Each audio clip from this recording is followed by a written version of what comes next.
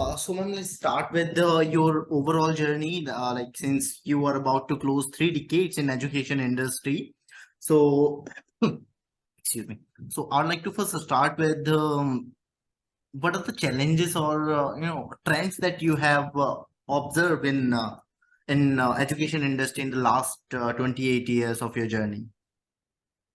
Okay.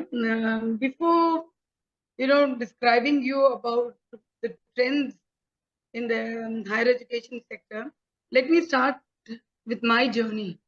You know, like I was born and brought up in the city of Hyderabad, Pearl Okay, City of Hyderabad, and I'm one among the 7 siblings.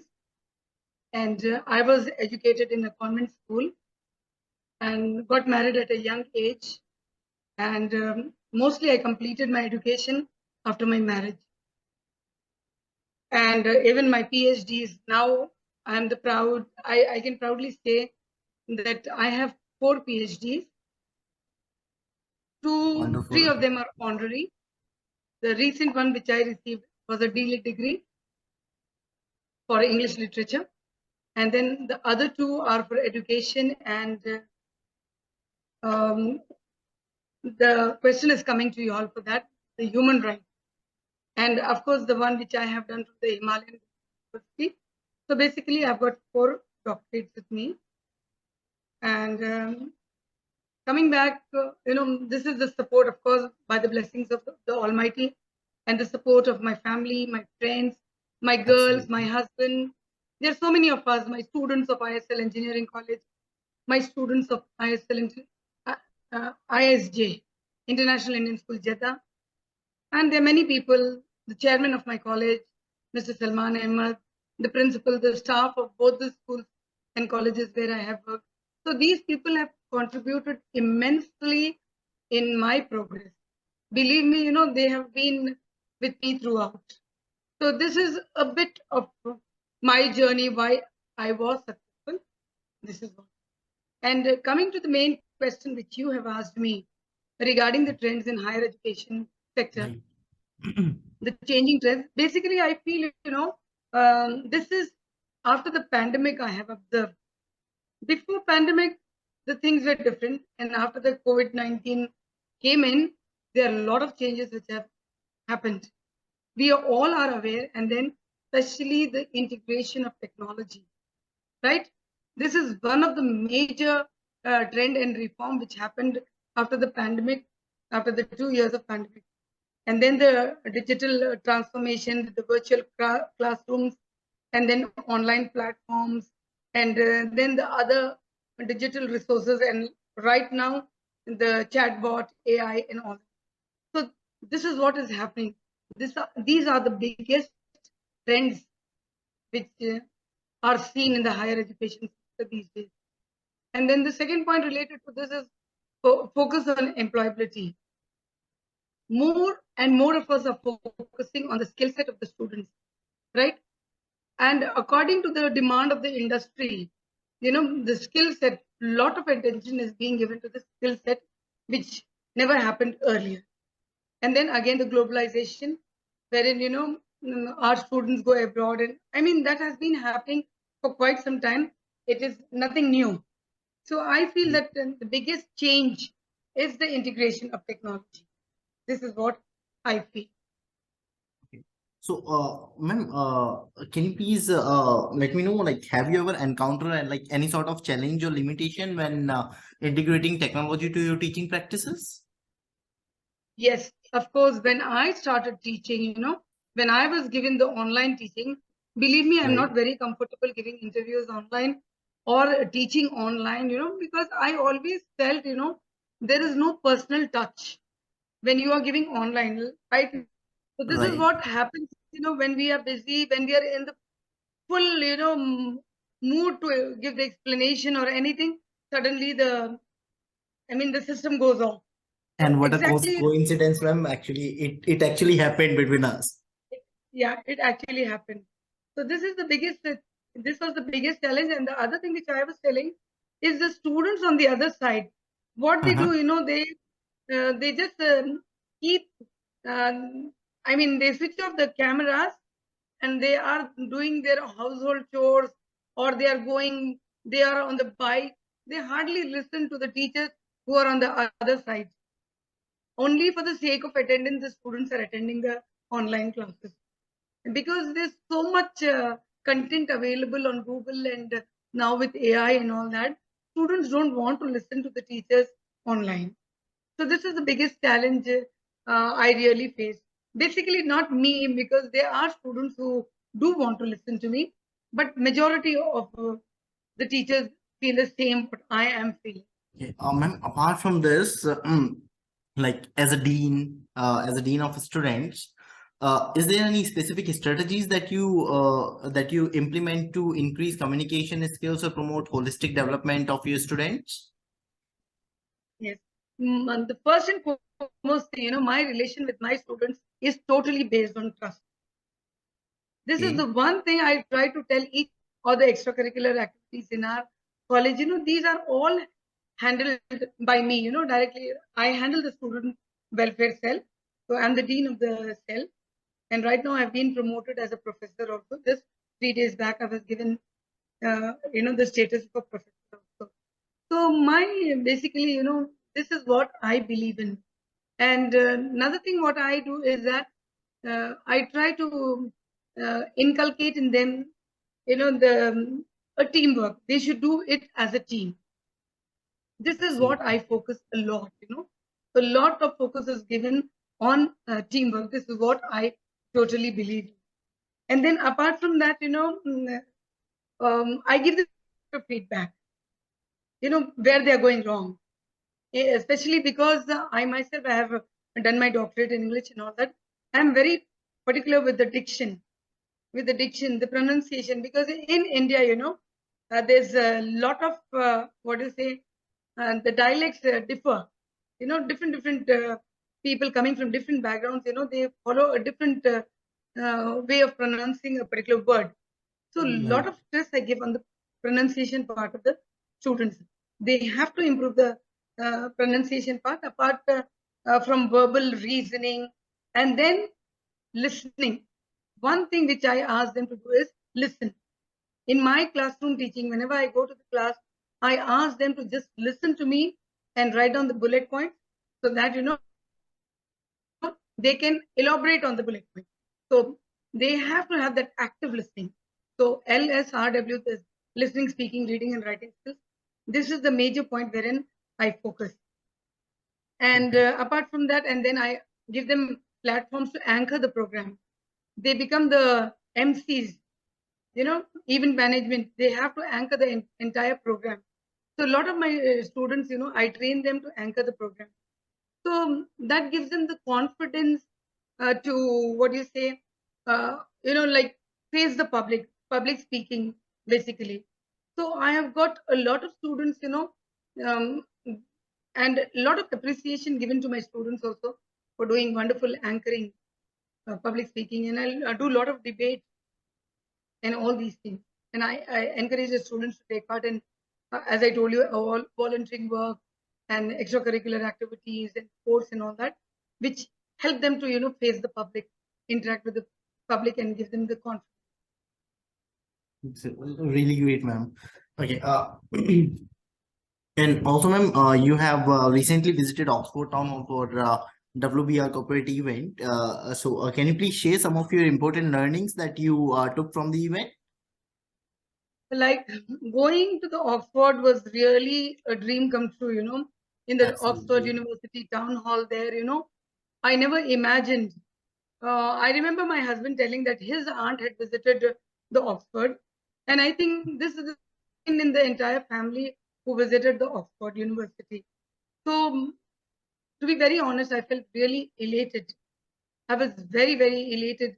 And what I felt there, there's a lot of learning, continuous research is there. And everybody, they are striving for excellence, striving to give their best, striving to perform. And, and they want to reach to the world. This is what, I felt. In the town hall, I was just, and the biggest moment which I really was very happy was being pictured with the mayor and the chair of the Oxford University, Great.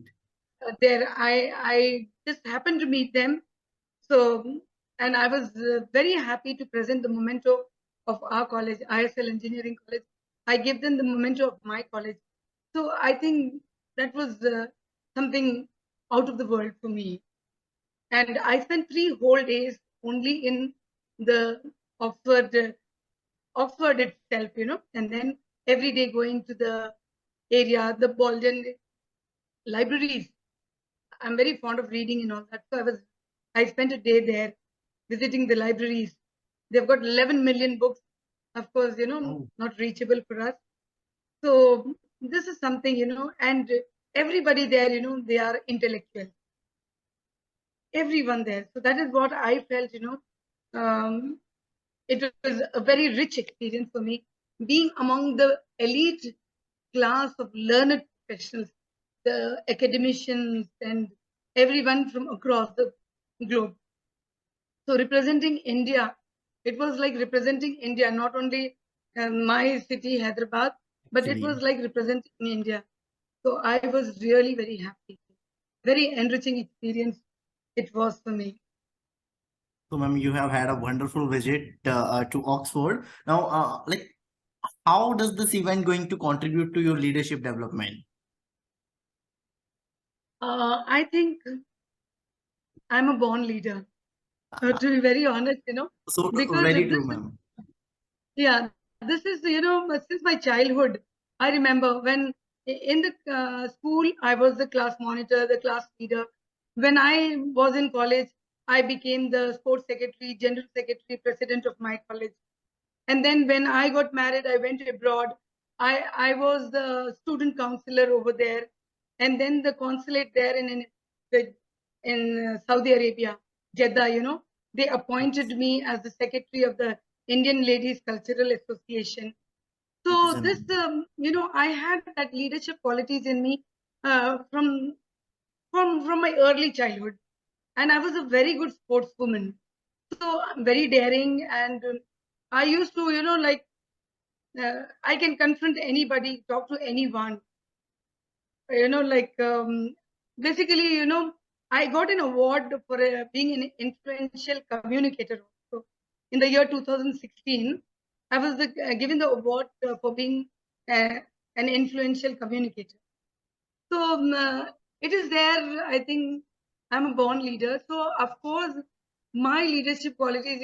I think these are inspiring my students, my own daughters. I'm a mother of 4 girls. My own daughters. So I feel, and that has given, because my students come to me. They say, "Ma'am, you've been to the Oxford. You just pray for us that we come to your level." So they listen to me. That leadership, and from so many corners from across India, anywhere, I keep on getting offers to come and address the gatherings and all that. But I feel very happy being the dean of ISL Engineering College. This is something I feel it's a second home for me. The confidence which the chairman of our college, Mr. Salman Ahmed, I think he is a very young man. I mean, the confidence which he has in me, the trust he has in me, it keeps me giving the best out of me. Absolutely wonderful. Okay, so ma'am, you just mentioned that constant learning is the key to leadership. I would like to Yes. know, how do you make sure, how do you invest time on yourself and make sure that you are constantly learning, evolving, and growing as a person and as a professional, like personally and professionally? I think learning is a continuous process, right? Right. Learning is from womb to tomb. I believe in that. This is a continuous process. Nothing in Rome was not built in a day. So my learning also, it was very gradual. I did not acquire everything together. Step by step, I am a learner. I try to unlearn and then relearn. This is what I keep on doing. I don't feel that I know everything. I learn from the students. I learn from the beggars on the street. I learn from everyone. It's not that I know everything. There are people who say they feel that they know everything. I feel I don't know anything. I'm a learner. I learn from my own students because their minds are young. They come up with innovative ideas. I try to take from them, and of course, I make it a point to tell that this particular idea was incorporated by my students. And when it comes to how do I manage, I'm not very fond of television. I'm not fond of watching movies. I'm very fond of reading, and I'm very fond of listening to news, keeping updated myself with the general affairs. When I drive my way to the college, half an hour time I get to drive my way. So throughout my journey, I listen to the news. And while going back also, I listen to the news. And in case if I have to go to a particular lecture, I make it a point that I put on something, which because I I'm not good at reading and speaking. I basically on the spot, I just want to speak on the spot. I don't go prepared. That is one big Wonderful. thing. But I listen to so many people on the way so that I just try to pick up some points, bullet points, and elaborate on the point. And when it comes to from where do I get the time? Um, Usually it is from night 11:30 a.m. 11:30 p.m. to midnight 1:30 a.m. That is the time when I sit down to write. When I sit down to write or make notes or listen to something. And, I recently, now one of my book is getting published on global issues, women empowerment. I think within 15, 20 days, it should be out. One book has already been published on business communication and soft skills. It's already published. It is Mhm. already available on Flipkart. So uh, I'm very good at managing time. Time management, I really get pissed off if people don't try to manage time. For me, it is 10:30. If the program has to start, it has to start at 10:30. Even if it gets delayed by 5 minutes, I get a little pissed off. So time management is the biggest asset which I have in me. So that is the time my husband goes off to sleep at 11:30. So 11:30 to 1:30 a.m. I've got full time to do, and I just take 5 hours of sleep a day. With 5 hours of sleep, a deep sleep, of course, and that is sufficient for me. So that is how I manage my professional life. Of course, I do go to parties also wherever required, whenever required, because people, want my presence over there. Right. So I try to manage it. Actually, I'm very focused. I try to divide my day into 3 days. 8 hours trying to spend in college, 8 hours, working on my project, whatever, like writing books or listening to 8 hours. Then 5 hours of sleep, 8 hours, of course, should be the sleep, but 5 hours. The remaining 3 hours, I try to socialize. This is how I try to divide my day into 3 days. So I feel that I'm living for 90 days instead of living just 30 days in a That is month. really a nice approach, This is ma'am. how. I was just about to ask you that question, but I think I just got my answer. That is great. Okay. Ma'am, with your experience as a director of academics and involvement in early childhood education, what insights do you have to share regarding the crucial role of preschools in shaping a child's cognitive development? Yes, that is one question. Earlier when I came back in the year 2009, I was teaching in the International Indian School, Jeddah. In the year 2009, I came back and I tried to, get my house constructed. And there was many family issues trying to settle in Hyderabad, like coming back, winding up from my place where I stayed for 23 years and coming back here was a bit challenging. So then again in the year, I think 2012 or 13, I don't remember. I think in the year 2013, I took a franchise from Sunshine Preschools and Daycare. I just wanted to do something, I didn't want to sit idle. So I just took up the franchise of Sunshine Preschool and it was really doing wonders. And but from the very beginning, I was handling the teenagers, the 9 to 12, the 14, 12 to 16, 18, 19 years of students. And for me, starting a preschool was a little challenging because I had to go down to the level of the little kids, the toddlers. I had to go down to their level and, to teach them to. So it was a little challenging for me, but at the same time, I enjoyed being part of that team because Sunshine Preschool and Daycare also, I was having two franchise of that particular school. And then during the pandemic times, I had to wind up because there were no admissions, and there was a huge loss for me. Oh, So that is the reason I had to close down. But then again, I should say, the foundation of any student lies in early childhood education, early years, early years. After that, even if you try to mold the child, it is very difficult. So early childhood education is the most important in any student's life. So, like as I told you, I am convent educated.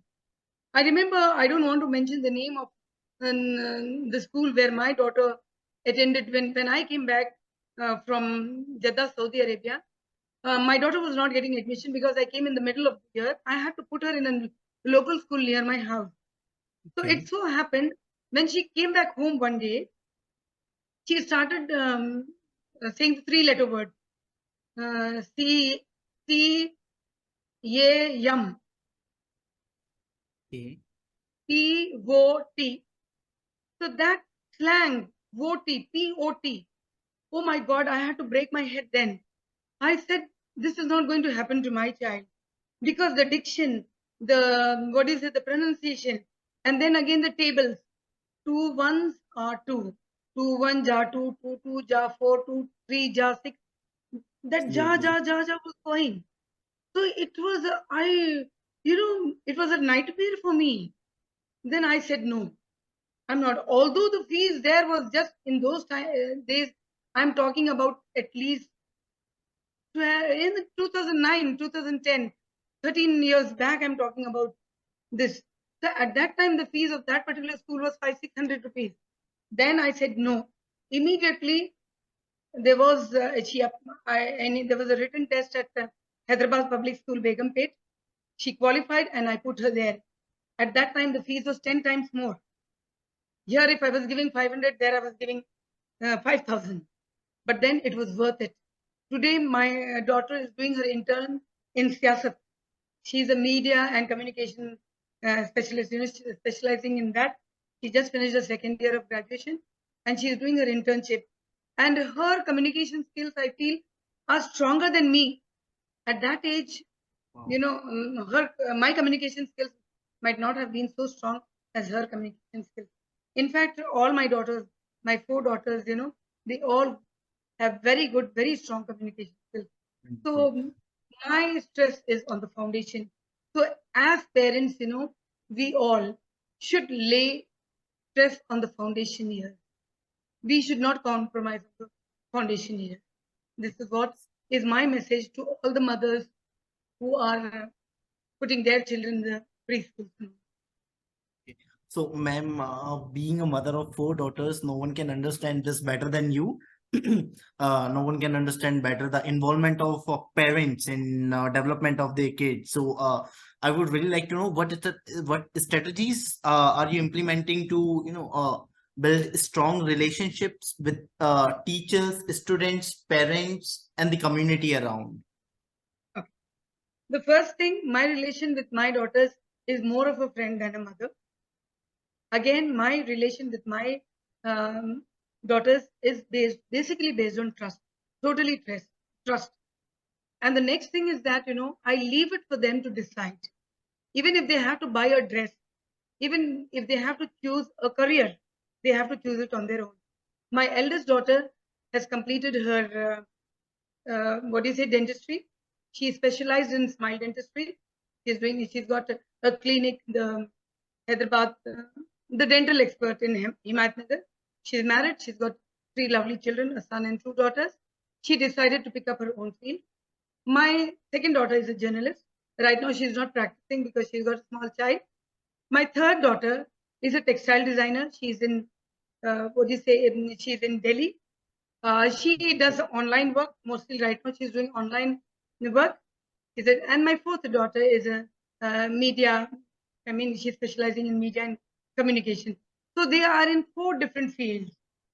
No clashes. They choose their own fields. I don't force them to choose their field. This is what I did. I never forced them to pick up what I wanted them to be. So I left it for them. Even if they have to buy a dress, they need to buy it on their own. I always believed in that, because if I buy it for them, they'll wear it for a day and then they'll put it off. It doesn't. So it's like waste of money. So from the beginning, from their early years, I try to build the confidence in them. Now, even if I'm not there, I can, like peacefully say that, I can be rest assured that they don't need me. They can survive without me. This is what I did with them. And when my communication with their teachers or I always ask them to respect their teacher is the incarnation of God. This is what I always believe. I always ask them to respect teachers, even if the teachers were angry with them, if they had to shout at them, or if they have to belittle them. I said they are your teachers. I don't want to hear anything negative about your teachers from you. So never ever in my life I encouraged any of my daughters, even as a matter of fact, my students, if they come and complain about any particular teacher, I have never encouraged them to say anything bad about their college, their teachers, their parents, or their siblings, or as a matter of fact, or anybody. They get scared to come to me to complain about anyone. I do have an open ear. I am sitting here to listen to their grievances, but they cannot belittle anybody. Everybody is special to me. This is what I have done all my life. And I wish to be like this all my life, For me, everything, because when I'm standing on the platform, for me, every person there, irrespective of caste, creed, religion, height, color, for me, everybody is special. This is what I have always. Really nice, ma'am. It was really great. And ma'am, I would like to sum up this interview with our final question. What are going to be your plans? Like, what are your plans for future? To be very honest, I got many offers from so many political parties for me to come and join them. But somehow, the respect which I am drawing as a teacher, as an educator, I don't think I will be getting that type of respect there. But I don't know. I cannot say at this point of my life. But my mind is right now not politically fit for me to join any political party. But yes, of course, I have a very long time desire to start an orphanage, a special school rather, and an old age home. This is, I have my sister-in-law who is in her mid-70s. I take care of her. She's with me in my house. My husband also is a senior citizen. So, I really have a very soft corner for the elderly people. The way they were being treated by their own children, or at times by the people in the community and by the people around. I love doing social work. During the pandemic times, let me tell you, during the COVID-19 time, let me tell you very frankly, I used to be there in the Olive Hospital attending to so many casualties, 15 to 17 casualties from my own family and friends. I used to be there in the hospital. The doctors advised me to stay away from the COVID patients. I stayed with my brother also. My brother was on the ventilator, the small ventilator, and the doctors told me it's going to be very dangerous to you. So I told them my brother's life is more important for me because he is my only brother. So it's okay if I'm going to lose my life, but I want my brother to be alive. So this is what I feel, everybody needs, somebody to put a pat at their shoulder. So that is what I feel, I love being good to the elderly people. A few good words is going to really make them very happy, It's really going to change their life. And I do give a lot of motivational lectures also to my own children. My mother, I used to be with my mother all the time. I get a little emotional when I talk about her. Her last days. She used to be in my car all the time. She used to say, "I'm going to be with you, Zareena. Why do you want to?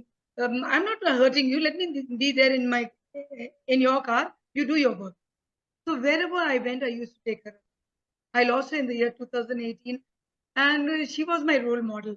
My late father and my mother, my parents had been always my role models, the way they encouraged me.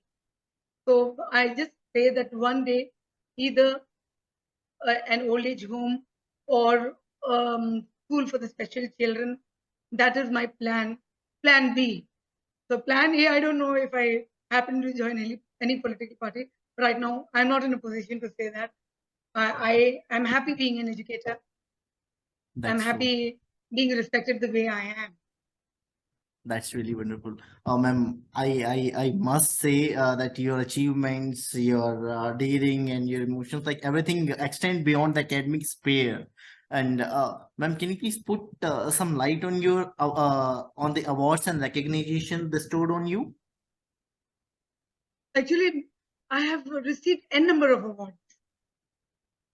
N number of awards, but then I basically, the first award which I got was an influential communicator. That was the biggest award which that boosted my confidence. Then I got the South India Women's Achievers Award. Then I got one Rashtra Samman, one more award, which is one of the, we get it once in a lifetime. It is there in the chairman's office. He said, this is one big award which I would like to keep it in my office. It is there in the chairman's office. And then apart from that, I got Superwoman Award. And then the Education Summit. There's so many awards. Yes. There are many, but to be very honest, they might be around 20-25 awards. And recently, which I got in the Oxford University, was for the best professor. Here you can see in myself also, Yes, like, I can see them. yeah, there are a lot of awards being kept in my office here, So the latest one which I got is the most promising English language educator and soft skills trainer. This Ma'am, is which what of I these got. awards is close to you? Which of these awards? I think the closest award should be my first award and the last award which I got recently at Oxford. The first was the influential communicator. That really boosted me. That was the first. That's very close to my heart. And then this one which I got again, that was, I think, deep. It is deep rooted, deep seated in my heart. The influential, Yes. the one which I got at the Oxford University. So these Yes. two awards are very close to me. Very, very close. Okay. So ma'am, that would be it from my end. And I really enjoyed listening to you. And I must say, uh, it was sort of inspirational, inspiring, and I really learned the way you say, like, learnings from this interview. I get lots of learning. So ma'am, would you like to add on anything to it? So recently I'd been even to Malaysia. Malaysia, I was given the DLIT degree there, Doctor of Letters, the honorary Doctor of Letters, Malaysia. Then now again Malaysia has invited me for a conference which is going to be from 13 to 15 September. I was invited to address a gathering over there. So I don't know whether it is going to be possible or not, but I already got a letter from there asking me to join the conference. So these things keep on going. So I feel really happy. I feel happy that, I'm a source of inspiration to the womankind. There's so many women who get inspired by me. Yes, And the absolutely. biggest thing which I have in me, basically, I feel that I don't have the J factor in me. I'm not jealous of anyone. I'm not jealous. If anybody grows, it is their own. What I get is mine. What you get is yours. Neither I will give my achievement to you nor your achievement to me. So inspiration is something, is my powerful tool. Many students get So, inspired. This is okay. what I feel. Okay. So Thank you so I, much, ma'am. with one thing I would like to say, today a reader tomorrow a leader.